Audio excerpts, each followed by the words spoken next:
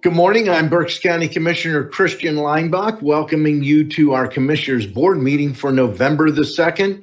We're broadcasting live via Microsoft Teams live event, also on BCTV, as well as Facebook and YouTube Live.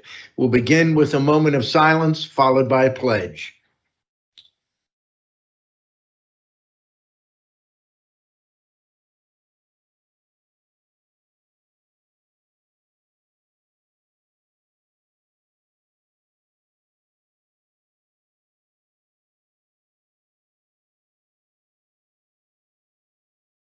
I pledge allegiance to the flag of the United States of America and to the republic for which it stands, one nation, under God, indivisible, with liberty and justice for all.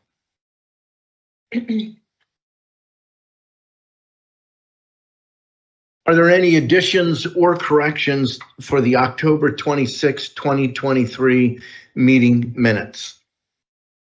Hearing none, the minutes will stand approved as presented. We did have an executive session yesterday dealing with personnel.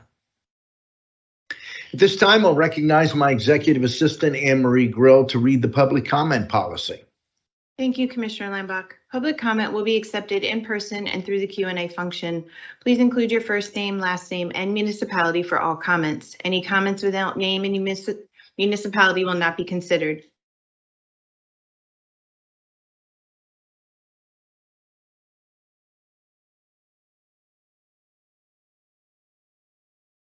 In-person comments will be accepted first, followed by comments submitted virtually. The meeting comment period is limited to a total of 30 minutes, including both in-person and virtual comments. This time period may be extended at the discretion of the board. Please be concise. Comments that are germane to county business will be read during the meeting and should not be considered to be interactive dialogue with the commissioners.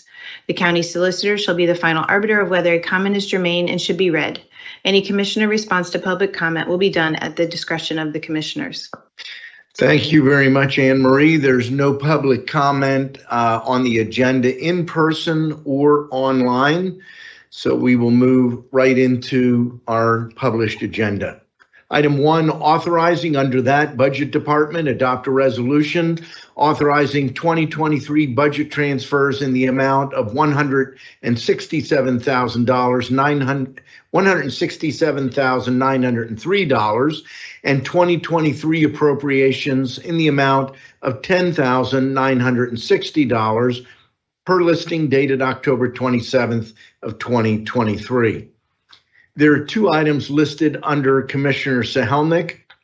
Item A, adopt a resolution authorizing the appointment of Ms. Rebecca Iannelli of Reading to the Berks County Municipal Authority for a 1-year term expiring January 3rd of 2025. Item B, adopt a resolution authorizing the reappointment of Norman Willikovsky, Wyomissing, to the Berks County Municipal Authority for a 1-year term expiring January the 2nd of 2025. There are 4 items listed under the commissioners. Item A, adopt a resolution authorizing the reappointment of Larry Gelsinger, Warnersville, Pennsylvania, to the Berks County Conservation District for a 4-year term expiring on December 31st of 2027. Item B, adopt a resolution authorizing the reappointment of Christian Leinbach, Hamburg, Pennsylvania, to the Berks County Conservation District for a 1-year term expiring December 31st of 2024.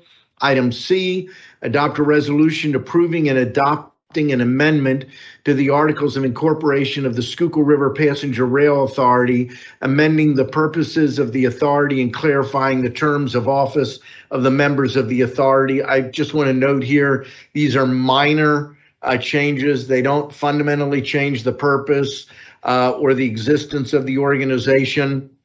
There was a bylaws review committee that over roughly a 2-month period looked at the bylaws to see if anything needed to be updated. They looked at everything because there was one minor change they knew had to be made, and those bylaws changes have to be made when they're in the incorporation articles, have to be made by each of the counties. So they look for everything. So there's nothing significant there. If somebody wants more details, I can get them the details on that.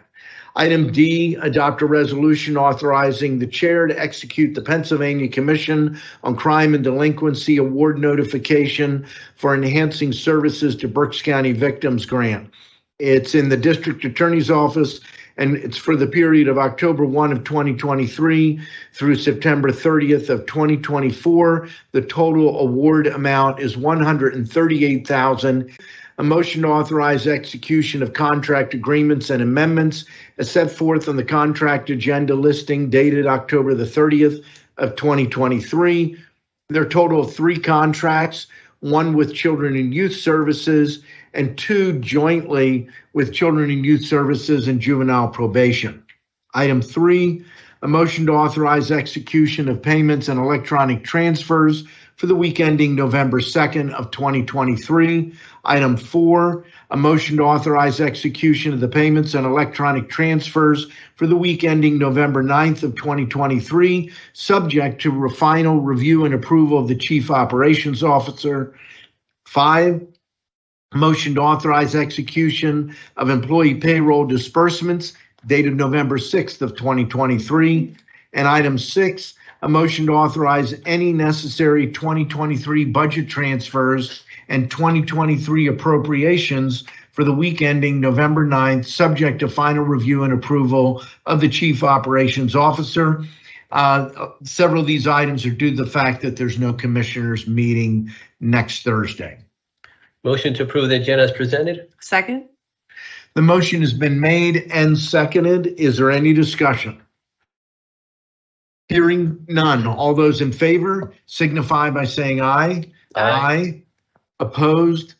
The motion is carried. We'll move now to reports of treasurer and controller, and we will begin with Socrates Georgiadis, our acting county treasurer. Good morning. Good morning. We opened with a balance, pardon me, of $228,273,043.21. We have a balance to clear of $3,950,735.90, leaving us with a balance of $224,322,307.31. Thank you very much, Socrates, and we'll move now to our county controller, Sandy Graffius, with the controller's report. Morning, everybody. We have a total accounts payable of $4,683,407.43. As you mentioned, we have a payroll of $4,939,240.63 for a grand total of $9,622,648.06. Thank you very much, Sandy. We'll move now to our Chief Operations Officer, Kevin Barnhart. Thank you, Commissioner Lineback. We have nothing to offer at the present time. Thank you. That quickly, we are to Commissioner's comments, and we'll begin with Commissioner Michael Rivera. Yes, thank you, Commissioner Lineback. I just have a few items. See here. First, I want to congratulate all of and recognize our first responders. October 28th, which was about 5 days ago, was a National First Responders Day, in which you recognize historic men and women who make it their business to take immediate action when disaster strikes. So just take some time, if you know a first responder, thank them for the work that they do. They're the ones that run towards the difficult situations when others run away. So if you know of anyone, please stop and thank them. I know the day passed, but I do want to thank all of our first responders, the 911 call takers as well, and everyone else who puts their lives in danger to help and protect our citizens here. This past Monday, CareerLink had their 2023 job fair at the Abe Lincoln. It was from noon to 5 p.m. And they confirmed that there were 937 job seekers, which was almost a 70% increase from last fall. Also a great turnout. They had the second level, they had employers on the first level. I believe there are about 90 employers there, all different types of careers. So it's a great success. So thanks to Dan Fogarty and his team at Career Fair, at the Career Link, for putting this job fair together. All three of us had the opportunity to go, and thank the employers that were there and the Career Link staff for putting that together. This Sunday is the Jack Frost Parade, November 5th at 3 p.m. Conrad Weiser. So if you are in the Conrad Weiser School District or want to participate and see the Jack Frost Parade, please join us on Sunday starting at 3 p.m. And one last item is talking about job fairs. November 9th, which is next Thursday, is the Agriculture and Natural Resources Career and Job Fair. It will be from 8:30 to 11:30 at the Leesport Farmers Market. Last year we had it at our Ag Center. It is not there this year. This year, again, it will be from 8:30 to 11:30 at the Leesport Farmers Market in Leesport, and it is free and open to high schoolers, college students, and adults of all education levels. So if you're looking for a job in the ag industry, or even want to learn more about it, because ag is a lot more than just farming, you should drop by next Thursday to the Leesport Farmers Market between 8:30 and 11:30 a.m. That's all I have. Thank you. Thank you very much, Commissioner Rivera. We'll move now to Commissioner Lucine Sahelnick. Thanks, Commissioner Leinbach. Good morning to everybody. I want to first start out by thanking all of our municipalities here in Berks County for making sure that we took measures for a safe Halloween celebration for everybody that was out and celebrating the different activities, the messaging of, trick-or-treating, safe trick-or-treating, turn your porch lights on. In the city of Reading, where we live and where we did our trick-or-treating, we were well received. It was really a great way to be out and about in our community with our little ones. So thank you to all the municipalities who ensured a successful Halloween event on, what was that, Tuesday? Feels like it's Tuesday, yeah. So what I'm doing is sharing my screen, because although Commissioner Rivera talked about two of the items I had on my list, he didn't have the photo. So here's our photo, everybody. I'm really proud because this showcases we as commissioners and the support of our Human Resources Department, and how Berks County is really a great place to work. So thanks again to CareerLink, and an outstanding job by the team, both internally with HR representing the county as a place to work, and with CareerLink Services being the gracious host. So I'm going to stop my share and try to pull it up again because my last two comments are around our wonderful website. And are you seeing that now? It's coming, I think. Coming up. I might have to stop sharing and share again. Yeah, it's. So what I want people to know here is really that, again, I talk about this often, it is a resource. So I would like to just encourage everybody to go to berkscounty.com and just to make sure that you are using this as a resource, here we go, for upcoming election services, because we all know that that date is next week. It's looming ahead of us.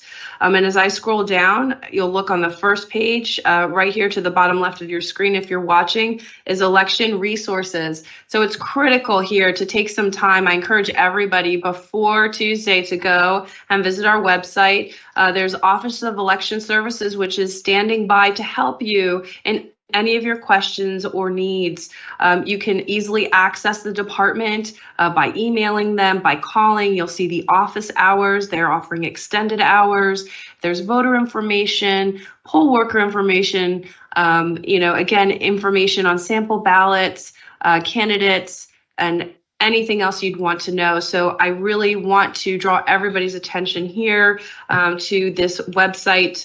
Please make sure to visit prior to next week, and also maybe save it, as a URL, so you can quickly go back, maybe even share it with a friend or family member who's getting ready to go out and vote next week.